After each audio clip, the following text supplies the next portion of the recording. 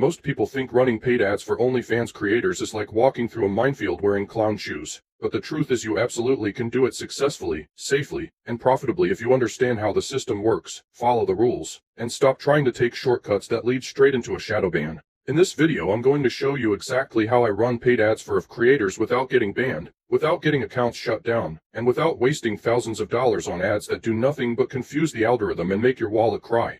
This is for beginners who've never touched Meta Ads Manager and for advanced marketers who want to scale ethically, cleanly, and with real conversions. First, we need to understand why platforms like Meta, TikTok, and Google crack down on adult content ads. They're not just being mean, they have policies to protect minors, avoid legal issues, and maintain a family-friendly advertiser base. So trying to send a Facebook ad directly to an link is like trying to feed spaghetti through a pencil sharpener. It's going to get messy and no one's going to eat, so the secret isn't to cheat the system, it's to build a clean funnel around it. That means step 1 is always to stop linking directly to You need a bridge. A bridge page is a simple landing page that lives on a clean domain, like a Linktree alternative or a custom-built website that doesn't scream adult content in bold neon font. Use a service like Beacons, StanStore, or even a simple card page to host your funnel. Your bridge should contain safe for work photos, a friendly headline, a short bio, and a clear call to action to follow on a free platform like Twitter or Reddit, or click through to an email opt-in. This page should be clean, mobile optimized, load fast, and most importantly, not contain any explicit text, images, or language. Step 2 is platform-specific compliance. Every ad platform has a policy page, and yes, I know it's more boring than watching paint dry in slow motion. But if you want to run ads long-term, read it. For Meta, you can promote fan subscriptions or digital creators but not exclusive adult content.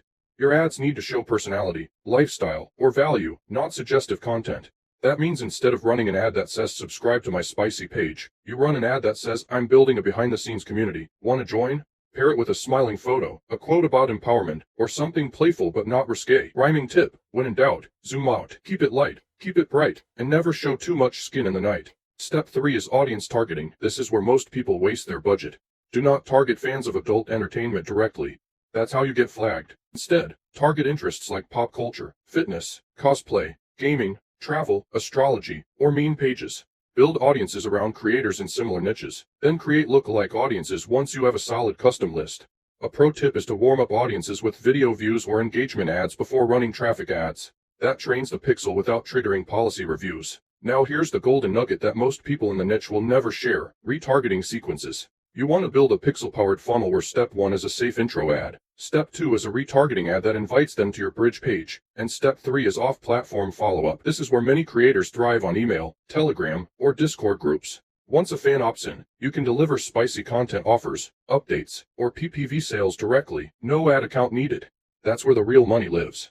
And yes, I just taught you how to legally print income like a responsible adult with a marketing degree and a calendar full of drip content. Step 4 is ad creative.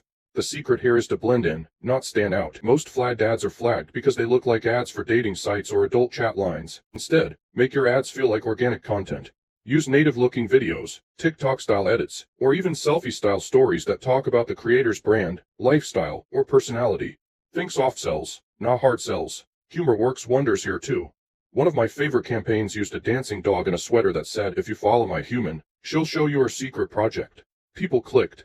Nobody got banned, and yes, the dog got a raise. That was humorous moment 1. Step 5 is scaling slowly.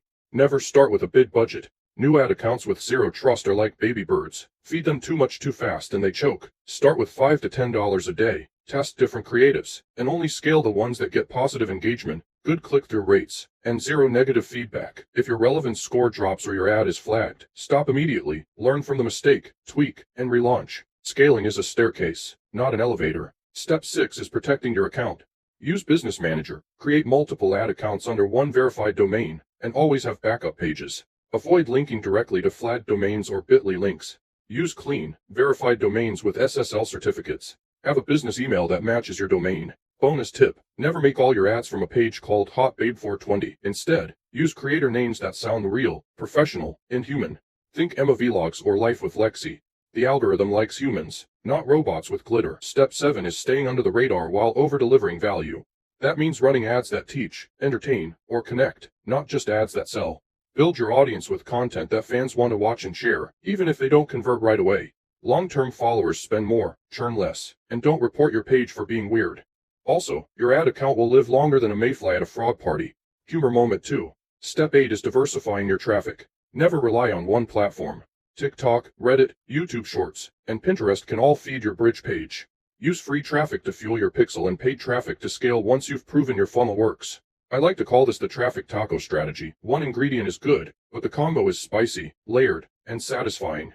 Make sure your funnel catches fans from all sides, because not everyone clicks the first time. Retargeting warms them up like leftovers in the microwave. Step 9 is tracking and attribution. Install your Metapixel, Google Tags, and whatever analytics tools you like. Track cost per click, cost per subscriber, opt-in rates, and conversion value. Keep a spreadsheet or dashboard that shows daily results, so if something breaks, you know before your wallet gets sad. If you're not tracking, you're guessing, and guessing is how agencies go broke with pretty graphics and no sales. Last but not least, step 10 is optimizing constantly. Paid traffic is a living game, not a one-time setup. Review your ads every 2 days, rotate creatives weekly, split test headlines, change call to actions, and refresh audiences. Paid traffic that doesn't get updates turns into traffic that doesn't get returns. Your funnel is a garden, and if you don't water it with attention, it withers and ghosts you like a fan who saw a broken link. Humor moment 3. Now you know how to run paid ads for creators without getting banned, without pulling your hair out, and without violating platform policies. This is what separates real marketers from people who just yell "buy my link" into the void and get their accounts banned in 7 minutes. If you follow these steps, stay compliant, build real funnels, and treat your campaigns like living systems, you will win. It's not magic. It's marketing with rules, rhythm, and research. If this video helped you understand the ad game better than a college lecture taught by a sock puppet, then you know what to do. Hit that like button like a fan hitting subscribe. Share this video with a friend who thinks Facebook hates them. And binge watch the other videos on my channel because your future self will thank you. If you want me to help you build funnels, manage ads, train your team, or consult on your agency, book a call or join our school community where we get results, teach the playbook, and occasionally name our ad campaigns after food groups. See you in the next one. Stay safe, scale smart, and never run ads with glitter fonts.